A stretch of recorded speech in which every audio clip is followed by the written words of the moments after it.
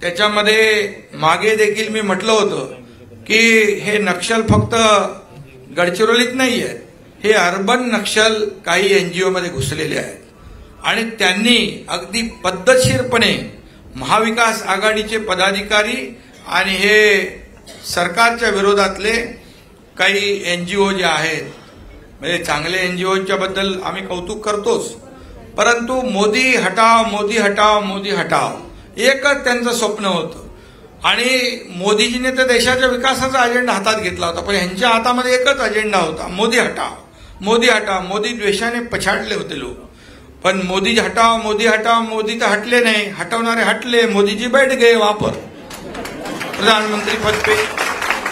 उद्धव ठाकरे यांच्या गटाचे 9 खासदार निवडून आले आणि उद्धव ठाकरे यांना असं वाटायला लागलं की मी खूप मोठा भीमपराक्रम केलेला आहे. मात्र उद्धव ठाकरे यांना हे जाणवतच नाहीये की त्यांचं अधपतन झालेलं आहे, ते रसातळाला जात आहेत आणि आता विधानसभेमध्ये त्यांच्या अशाच कमी जागा निवडून येणार आहेत.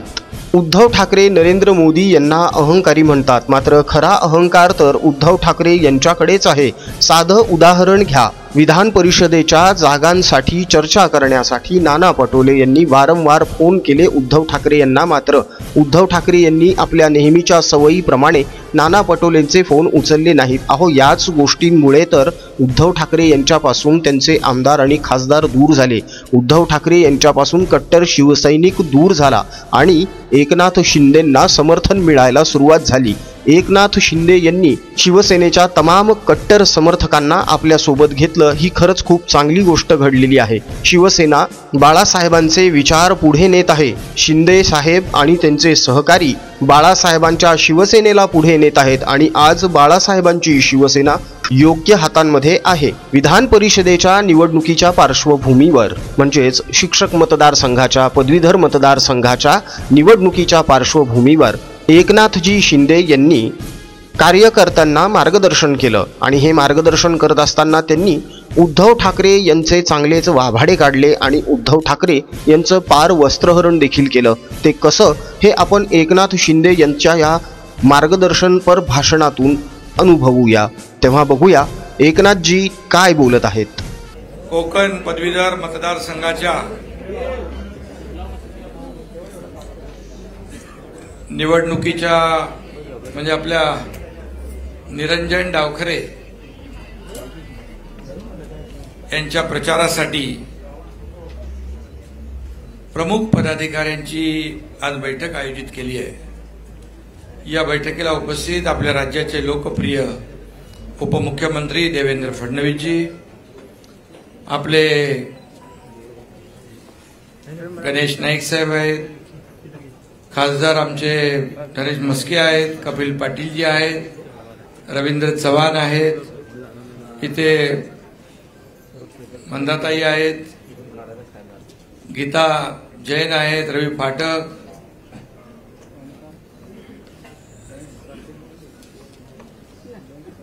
प्रताप सरनाईक, ज्ञानेश्वर म्हात्रे, अभिजित पानसे, अविनाश जाधव, आनंद परांजपे, भास्कर वाघमारे, संजय वाघुले, उमाताई खापरे, महेश चौगुले, प्रशांत ठाकूर, प्रमोद हिंदुराव, कुमार ऐलानी, जयप्रकाश ठाकूर, गोपाळ लांडगे, मीनाक्षीताई शिंदे, संदीप नाईक, मनीषाताई कायंदे,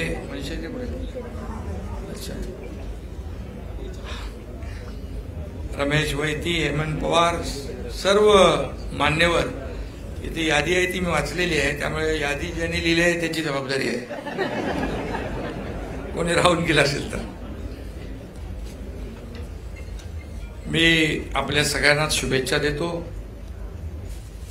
कारण लोकसभेच्या निवडणुका नुकत्याच पार पडलेल्या आहेत आणि या निवडणुकांमध्ये कोकणामध्ये म्हणजे अगदी पालघर पासून सिंधुदुर्गापर्यंत मगाशी देवेंद्रजींनी सांगितलं 6.5 पैकी 5.5 जिंकलेले आहे. त्यामुळे निरंजनला चिंता नाही. निरंजन खऱ्या अर्थाने पदवीधरांनी विचार पक्का केलाय निरंजनला शिक्का मारण्याचा, त्यामुळे विजय आपला निश्चित आहे. आताच काही लोकांनी पाठिंबा दिला, उमेदवारी मागे घेतली. अभिजित पानसे यांनी उमेदवारी मागे घेतली, त्यांचे अभिनंदन. संजय मोरे कुठे गेले? संजय मोरे. केदार काळे पालघरचे. मला त्यांनी स्वतः फोन केला. 8,500 मतदार नोंदवले. अरे बोल बा, महायुतीचा आपला उमेदवार आहे, त्यामुळे आपल्याला महायुती म्हणून निवडणूक लढवायची आहे. आणि त्यामुळे खऱ्या अर्थाने सर्वांनीच महायुती म्हणून ही निवडणूक आपण मनावर घेतलेली आहे. मागच्या वेळेस मला वाटतं निरंजन होता, संजय मोरे होते आणि नजीब मुल्ला होता. आता संजय मोरे आणि नजीब मुल्ला पण इकडेच आहे. त्यामुळे मागच्या वेळेस 80-85% मतं मिळाली. आता यावेळेस 100% मतं नक्की मिळतील. आणि खरं म्हणजे कोकण हा महायुतीचा बालेकिल्ला ठरलेला आहे. एक भिवंडी अपवाद वगळला तर सर्वच्या सर्व लोकसभेच्या जागा आपण महायुतीने जिंकलेल्या आहेत. खरं म्हणजे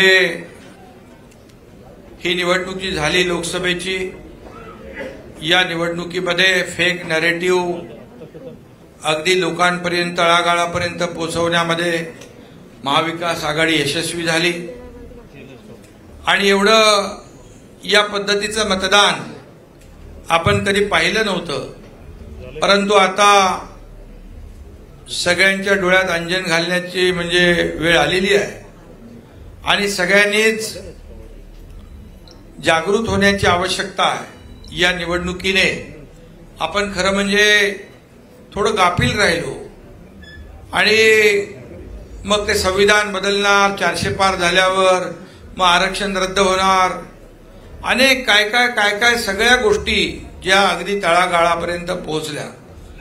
मला काही लोकांनी तर सांगितलं की महाविकास आघाडीचे लोक तर याच्यात होतेच, फेक नॅरेटिव्ह सेट करण्यामध्ये, पसरवण्यामध्ये. परंतु काही एनजीओ देखील यामध्ये होते. आणि ते एनजीओ म्हणजे त्याच्यामध्ये सरकारच्या विरोधामध्ये नेहमी भूमिका घेण्याचं काम ते एनजीओ करतात. एनजीओ अनेक आहेत, चांगले एनजीओ आहेत, सकारात्मक काम करणारे एनजीओ पण आहेत. परंतु काही एनजीओ जे आहेत खास करून सरकारच्या विरोधामध्ये मत तयार करणारे लोक आहेत. त्याच्यामध्ये मागे देखील मी म्हटलं होतं की हे नक्षल फक्त गडचिरोलीत नाही आहेत, हे अर्बन नक्षल काही एनजीओ मध्ये घुसलेले आहेत. आणि त्यांनी अगदी पद्धतशीरपणे महाविकास आघाडीचे पदाधिकारी आणि हे सरकारच्या विरोधातले काही एनजीओ जे आहेत, म्हणजे चांगले एनजीओच्या बद्दल आम्ही कौतुक करतोच, परंतु मोदी हटाव, मोदी हटाव, मोदी हटाव एकच त्यांचं स्वप्न होतं. आणि मोदीजीने तर देशाच्या विकासाचा अजेंडा हातात घेतला होता, पण ह्यांच्या हातामध्ये एकच अजेंडा होता, मोदी हटाव, मोदी हटाव. मोदी द्वेषाने पछाडले होते लोक. पण मोदी हटाव, मोदी हटाव, मोदी तर हटले नाही, हटवणारे हटले, मोदीजी बैठ गए वापर प्रधानमंत्री पद पे. आता त्यांना चिंता झाली, अब क्या करेंगे. आता काही निरोप इकडून तिकडून यायला लागले, गलती हुई आहे, चुका झालेल्या आहेत. पण यामध्ये खरं म्हणजे याला खरं आपण कधी धार्मिक वळण दिलं नव्हतं. आपण लोकशाहीमध्ये निवडणुका लढवत असताना विकासाला आपण प्राधान्य दिलं. मोदी साहेबांनी 10 वर्षामध्ये या देशामध्ये विकासाची कामं केली, 50-60 वर्षात काँग्रेस करू शकलं नाही. आपण 2 वर्षात देवेंद्रजी आणि मी सुरुवातीला दोघंच होतो. पहिल्या दिवसापासून आम्ही जे निर्णय घेतले लोकहिताचे ते आपल्या समोर आहेत, नंतर अजितदादा आले. परंतु एवढं करून सुद्धा काँग्रेस हे खोटं नरेटिव्ह पसरवण्यामध्ये यशस्वी झालं. यामुळे आपल्याला जागृत राहण्याची आवश्यकता आहे. खऱ्या अर्थाने आपण केलेलं काम लोकांपर्यंत पोहोचवण्याची किती कामं केली आपण. आज आपल्या सरकारने घेतलेले एवढे निर्णय, आपल्या सरकार येण्याच्या अगोदर 2.5 वर्षाचं जे सरकार होतं महाविकास आघाडी, सगळे प्रोजेक्ट, सगळे प्रकल्प ठप्प केले होते. अरे कारशेडचं आंदोलन कोणी केलं? त्याच्यात देखील हेच लोक होते, एनजीओ. हे एनजीओ जे आहेत हे विकास विरोधी एनजीओ होते. अनेक प्रकल्पाला आपल्याला बंदी, सगळ्यांना स्टे दिला होता. आपण आल्यानंतर सगळे स्टे, पहिले आपण देवेंद्रजी आपण कारशेडचा, मेट्रोचा स्टे उठवला. बुलेट ट्रेनचा स्टे उठवला, सगळे स्टे उठवले, सगळे सण उत्सव सुरू होते का अगोदर? सगळं बंद होतं, सगळे घरात बसले होते. मला वाटतं आपलं सरकार आल्यावर गोविंदाचा पहिला सण होता, आपण त्याच्यावरची बंदी उठवून टाकली. गोविंदा मोठ्या उत्साहात साजरा केला लोकांनी. त्यानंतर गणपती, नवरात्रोत्सव सगळं एकदम सगळं आपण सगळे निर्बंध मुक्त आपले सण केले. आपली परंपरा, आपली संस्कृती, कारण त्यांच्याकडे संस्कृती नाही, परंपरा नाही, काही नाही. महाविकास आघाडीमध्ये मी काम केलं, मला माहित आहे की काय काय सगळ्या गोष्टी ज्या होत होत्या त्या आपण पाहिल्या. आणि मग हे सगळं झाल्यानंतर 2.5 वर्षानंतर आपण निर्णय घेतला, आपलं सरकार बदललं. आपण लोकांच्या, तुमच्या मनातलं सरकार आपण आणलं, बाळासाहेबांच्या विचारांचं सरकार, युतीचं सरकार आपण आणलं. आणि त्यानंतर 2 वर्षात एवढी कामं आपण केली, एवढी कामं केली. आपल्याला मोदी साहेबांनी, केंद्राने देखील भरभरून मदत केली. आणि हे सगळं जे आहे एवढं करून सुद्धा आपल्याला या ठिकाणी त्यांनी जागा जास्ती जिंकल्या असल्या तरी मगाशी देवेंद्रजींनी सांगितलं, मताची टक्केवारी जी आहे ही टक्केवारी फार कमी आपला फरक आहे. आज मुंबईत देखील आपल्याला 2 लाख मतं त्यांच्यापेक्षा जास्त आहेत. आज आपला स्ट्राईक रेट पण उभाटापेक्षा जास्त आहे. आणि त्याचबरोबर आज ही मतांची टक्केवारी पण राज्यातली पाहिली तर मला वाटतं काही पॉइंटच आपण मागे आहोत. आणि म्हणून हे जे काही झालेलं आहे याची पुनरावृत्ती, काल परवाच्या दिवशी वारकरी संप्रदायाची मिटिंग होती, आषाढी एकादशीची तयारी, त्यांनाही आम्ही सांगितलं खऱ्या अर्थाने आता जागृत होण्याची आवश्यकता आहे. आणि आपण कुठल्याही धार्मिक त्याला निवडणुकीला कधी वळण दिलं नाही, परंतु ही निवडणूक जी आहे ही वेगळ्या पद्धतीने लढली गेली. आणि आज 30 मतदारसंघ आल्यानंतर आता त्यांची भाषा होऊ लागली, 180 जागा आम्ही जिंकणार. असं काही गणित असतं का? आता तुम्हाला सांगतो, कपिल पाटील इकडे आहेत, त्यांना 3-4 मतदारसंघामध्ये आघाडी मिळाली. भिवंडीमध्ये त्यांना मोठ्या प्रमाणावर आपल्या पिछाडीवर जावं लागलं. त्याचबरोबर अनेक, आता भामरे धुळ्याचे त्या 5 मतदारसंघात आघाडीवर होते, 1 लाखापेक्षा जास्त. मालेगावला आल्यानंतर 1,94,000 मतं पडली, त्यातली फक्त 4,000 भामरेंना पडली आणि 1,90,000 विरोधी. सगळं लीड तुटलं. त्यामुळे 1-1, 2-2 मुंबईत देखील अशीच परिस्थिती आहे. 1-1 ईशान्य मुंबई म्हणा, आपण जे उत्तर, राहुल शेवाळे, निकम, आपले यामिनी जाधव, हे सगळं पाहिल्यानंतर 3-3, 4-4 मतदारसंघामध्ये आपण आघाडीवर आणि एखाद दुसऱ्या मतदारसंघात आपण पिछाडीवर गेलो. पण मताधिक्य त्यांनी एवढं घेतलं की हे 4 मतदारसंघाचं लीड कापून टाकलं. म्हणजे याचा अर्थ आपले जे काही मतदार आहे हे मतदार रिलॅक्स होते. 400 पार आपण होणारच आहे, आपण जिंकणारच आहे. आणि मग काय, आपण कुठे फिरायला गेलो तर चालेल, परंतु हे फिरणं जे आहे किंवा जे काही रिलॅक्स होणं हे आपल्याला या निवडणुकीमध्ये भोवलेलं आहे. आणि म्हणून आपल्याला सगळ्यांना, कार्यकर्त्यांना जागृत होण्याची आवश्यकता आहे. आता वायकरच्या बाबतीमध्ये आज चालू आहे त्यांचं, म्हणाले ते मोबाईल तर वायकरचा माणसाचा नव्हता, तो तिथल्या आतल्या कोणाचा तरी होता, मोबाईलची केस होऊ शकते. ते म्हणाले आता मोबाईलने ते मशीन हॅक केलं, ईव्हीएम, मोबाईलने मशीन हॅक केलं. मग राहुल गांधी 2 ठिकाणी निवडून आलेत, त्यांनी त्या ईव्हीएमवर अविश्वास दाखवावा आणि त्यांनी म्हणावं पुन्हा निवडणुका घ्या. म्हणजे जिकडे जिंकले तिकडे ईव्हीएम चांगलं, जिकडे हारले तिकडे ईव्हीएम सेट केले. म्हणजे जे काय खोटं बोल पण रेटून बोल या पद्धतीने, कारण त्यांना तो जिवारी लागलेला वायकरचा पराभव, म्हणजे महाविकास आघाडीचा पराभव. आणि म्हणून असे अनेक आपले मतदारसंघ जे आहेत कमी मताने, सुबह भामरे 2,000 मतांनीच पडले मला वाटतं, 2 का 4,000.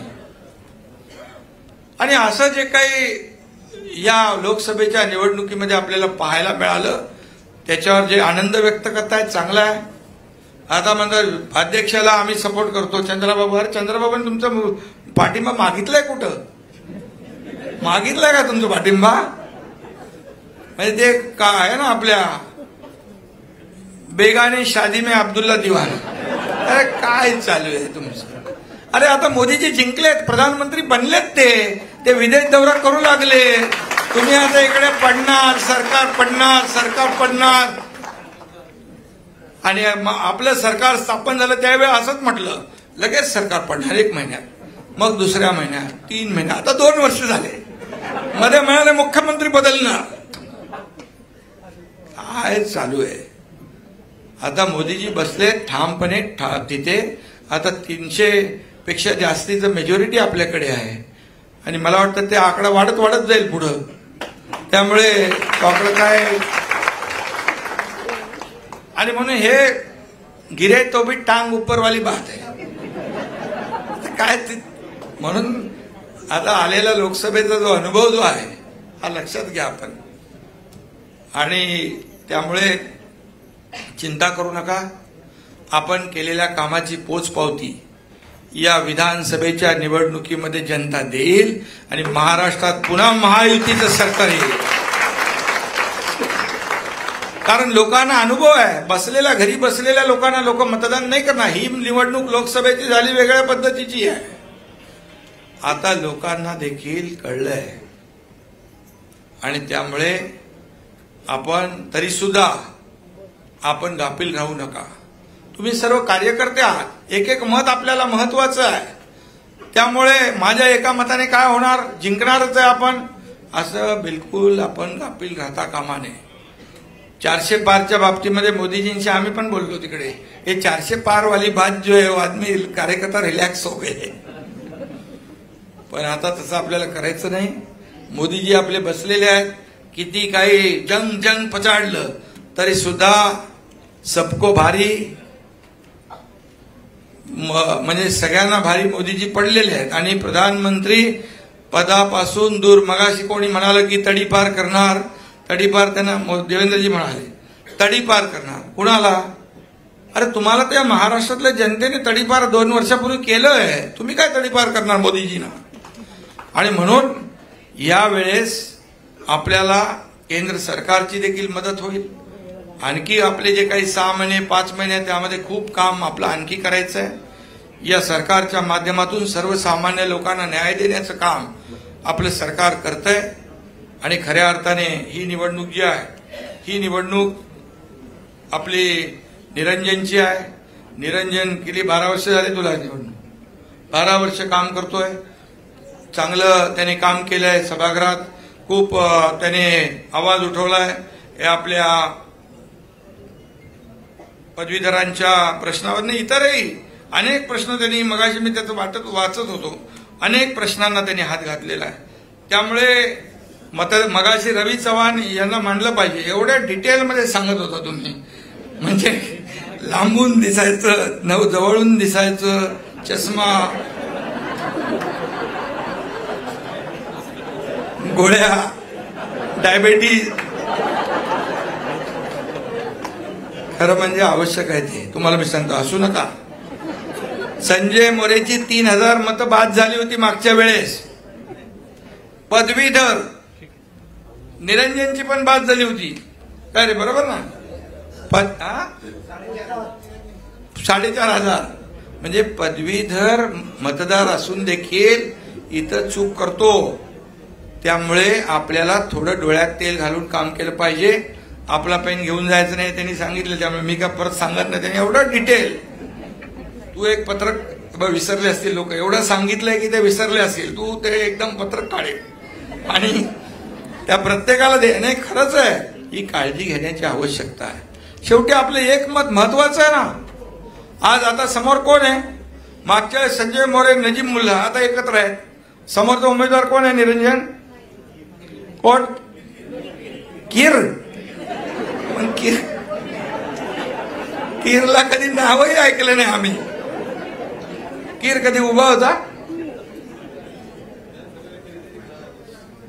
अरे पण ते नावच ओळखत नाही, त्यामुळे तुझा विजय पक्का आहे.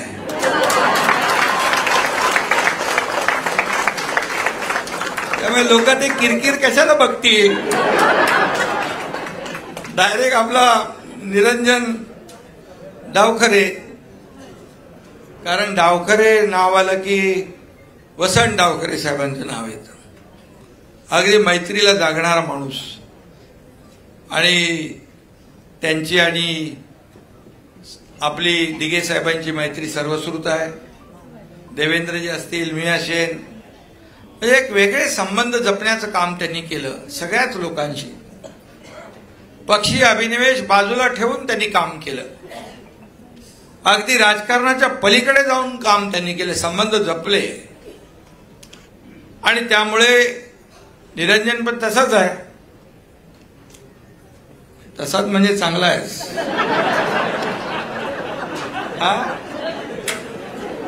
फक्त फोन त्याच्या हातात देऊ नका, तो हॅक करतो फोन.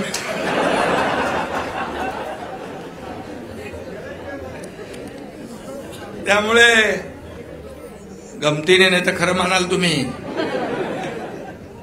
त्याला आवड आहे मोबाईल हाताळायची. त्यामुळे निरंजन देखील सगळ्यांशीच चांगले संबंध ठेवून आहे आणि कामही तो करतोय. त्यांनी पदवीधर मतदारसंघाच्या बाहेरचे प्रश्न देखील त्यालाही हात घातलाय. त्यांनी अनेक वेळा सभागृहामध्ये मी पाहिलंय की प्रश्न उपस्थित केले, त्याला न्याय मिळवून दिला. त्याला कधी उत्तर मिळवायचं असेल तर माझ्याकडे तो यायचा आणि मी हे प्रश्न विचारणार आहे, तर त्याला एक सकारात्मक उत्तर दिलं तर त्यांना न्याय मिळेल. म्हणजे त्याचं वैयक्तिक काही नाही, एक त्या प्रश्नाला वाचा फोडायची आणि त्याला न्याय मिळवून द्यायचा, अशा प्रकारचं पोटतिडकीने त्यांनी 12 वर्ष काम केलं आणि अनेक त्याने याला हात घातलेला आहे. त्याने शिक्षकांच्या देखील प्रश्नाला वाचा फोडली. आपण जुनी पेन्शन योजना लागू केली. जुनी पेन्शन योजना सरकारी कर्मचाऱ्यांना लागू करणं तसं सोपं काम नव्हतं, परंतु आपल्या सरकारने ते कठीण काम सोपं केलं आणि जुनी पेन्शन योजना त्यांना आम्ही सांगितलं. त्यांनी संप केला होता. त्यांना सांगितलं तुम्ही सरकारचे एक खरं म्हणजे एक घटक आहात, एक सरकारचा अविभाज्य अंग आहे. जसं आपण विकास करतो, सगळं करतो, तसंच त्याला सगळ्याला पैसे लागतात आणि त्याचाही विचार आपण करण्याची आवश्यकता आहे. आणि त्यावेळेस देखील त्यांनी सहकार्य केलं. शिक्षकांचा थोडा विषय राहिलेला आहे. 2005 पूर्वीचे जे शिक्षक आहेत तोही विषय नक्की मिटेल. अरे 1160 कोटी तर दिले आपण, अनुदान दिले ना आपण. पहिलं सरकार आपलं आहे, पुढचं पण मिळेल, काही काळजी करू नका. आणि देणारं सरकार आहे हे, सर्वसामान्य घेणारं नाही आहे, देणारं सरकार आहे. देत देत आलेलं आहे. मग शेतकरी, कष्टकरी, कामगार, महिला भगिनी सगळ्यांना, युवा वर्ग असेल, ज्येष्ठ असतील, ज्येष्ठांना देखील आपण अनेक योजना, महिलांना बसमध्ये सवलत देऊन टाकली, ज्येष्ठांना दिली. आपण लेक लाडकी लखपती ती योजना केली आहे, अनेक योजना आपण केलेल्या आहेत. त्यामुळे सरकारने जे काही सर्वसामान्यांसाठी योजना केलेल्या आहेत, या योजना लोकांपर्यंत पोहोचवण्याची आवश्यकता आहे. निरंजनने अनेक प्रश्न, मी त्याच्यात जात नाही, परंतु पदवीधरांच्या बरोबर शिक्षकांचे देखील प्रश्न त्यांनी त्यालाही हात घातलेला आहे. त्याचबरोबर त्याने ग्रामीण भागातून स्पर्धा परीक्षा देणाऱ्या हजारो विद्यार्थ्यांसाठी सार्वजनिक वाचनालयांमध्ये ई ग्रंथालय सुरू केली. कोकणात ठिकठिकाणी सुरू झालेली ई ग्रंथालय स्पर्धा परीक्षा देणाऱ्या विद्यार्थ्यांसाठी ज्ञानमंदिरे ठरलेली आहे. त्याचाही फायदा मुलांना होतोय.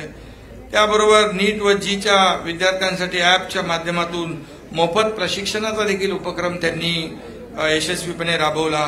नवी मुंबई 285 कोटी खर्च करून MPSCचं मुख्यालय होत आहे, त्याच्यामध्ये देखील निरंजनचा पाठपुरावा आहे. आणि खूप मी काय त्याच्यामध्ये पूर्ण जात नाही, परंतु त्यांनी काम चांगलं केलेलं आहे नक्कीच. आणि यामध्ये निरंजनने 12 वर्ष जे काही पदवीधरांसाठी आणि इतरही विषयांसाठी जे काही काम केलेलं आहे, त्या कामाचं कौतुक केलंच पाहिजे. आणि मोदी साहेबांनी देखील तरुणांना प्राधान्य दिलेलं आहे आणि त्यांच्यासाठी देखील आता सरकारमध्ये आल्यानंतर तात्काळ शेतकऱ्यांचा विषय घेतला, सर्वसामान्यांचा विषय घेतला. आणि त्यामुळे नक्कीच यामध्ये आपल्या राज्य सरकारला देखील त्याचा फायदा होईल आणि यामध्ये आपल्याला सुशिक्षित आणि पदवीधर मतदाराला देशाची आणि आपल्या खऱ्या अर्थाने आपल्या राज्याची प्रगती आणि उत्कर्ष कशामध्ये आहे याची जाणीव असल्याने खऱ्या अर्थाने या महायुतीला म्हणजे आपल्या निरंजनला पाठिंबा भरपूर मिळेल। कारण या संपूर्ण कोकणामध्ये आपल्या महायुतीला वर्चस्व महायुतीला मिळालेलं आहे आणि कोकण आमचं, संभाजीनगर आमचं, मुंबई आमचं म्हणणाऱ्यांना या लोकसभेमध्ये लोकांनी जागा दाखवली आहे आणि खऱ्या अर्थाने मी मुद्दाम शिवसेना आणि उभाटाचं सांगेन। उभाटाचे म्हणजे शिवसेनेचे 19% मतदार होते, त्या 19% मतदारांपैकी 14.5% मतदार हे धनुष्यबाणाकडे आलेले आहेत। 4.5% मतदान तिकडे राहिले, आणखी जे वाढले ते तुम्हाला माहिती आहे कुठलं आहे आणि ते तात्पुरतं आहे। आणि त्यामुळे 13 जागा आम्ही समोर समोर लढलो, उभाटा आणि शिवसेना, त्यातल्या 7 जागा शिवसेना आपण जिंकलो आणि ते 6 जागा जिंकले। त्यामुळे हे सगळं जे आहे आज लोकांना माहित आहे की विचारांची, बाळासाहेबांच्या विचारांची शिवसेना आणि जे लोकांना अपेक्षित होतं, बाळासाहेबांनी युती केली, अटल बिहारी वाजपेयी, अडवाणी आणि आता मोदीजींच्या मार्गदर्शनाखाली आपण जी काय वाटचाल करत होतो, यामुळे नक्कीच ठीक आहे, हा थोडासा काही खोटं नॅरेटिव्ह पसरवून हा क्षणिक आनंद त्यांना मिळालेला आहे। परंतु आपल्याला एवढंच मी सांगतो की येणारा उद्याचा जो काही काळ आहे तो महायुतीचाच आहे। कारण महायुतीच्या माध्यमातून आपण या राज्यात आणि केंद्रामध्ये देखील केलेलं काम लोकांसमोर आहे आणि म्हणूनच मी एवढंच सांगेन, सगळ्यांनी मिळून महायुती म्हणून शिवसेना, भाजपा, आता राष्ट्रवादी आहे, मनसे आहे, आणखी अनेक लोकांनी पाठिंबा आपल्याला दिलेला आहे। त्यामुळे आपली वज्रमुठ घट्ट आहे आणि सगळ्यांनी एवढ्या मोठ्या प्रमाणावर कार्यकर्ते, पदाधिकारी एकत्र आल्यानंतर मला वाटतं ही निवडणूक जी आहे आपल्याला अवघड नसली तरी सुद्धा कोणी गाफील राहू नका। आपण आपले जे जे काही नेटवर्क आहे, ज्या ओळखी आहेत, जिथे संबंध आहेत, तिथे तिथे प्रत्येकाने आपण सांगायचं आहे की निरंजन डावखरे यांनी केलेलं काम, या कामाची पोचपावती या निवडणुकीमध्ये आपण द्या, एवढंच विनंती त्यांना करायची आहे। आणि पुन्हा एकदा मला वाटतं निरंजनचं अभिनंदन करायला काय हरकत नाही, कारण काय समोर काहीच नाहीये, नाही साहेब, बरोबर ना? आणि काम करणारा कार्यकर्ता आहे, त्यामुळे आपल्या सगळ्यांच्या वतीने मी निरंजन डावखरे यांचं मनापासून अभिनंदन करतो, त्यांना मनापासून खूप खूप शुभेच्छा देतो आणि कार्यकर्त्यांनी मनापासून आपण काम करा आणि एक रेकॉर्ड ब्रेक विजय या ठिकाणी मिळवा। धन्यवाद। जय हिंद, जय महाराष्ट्र।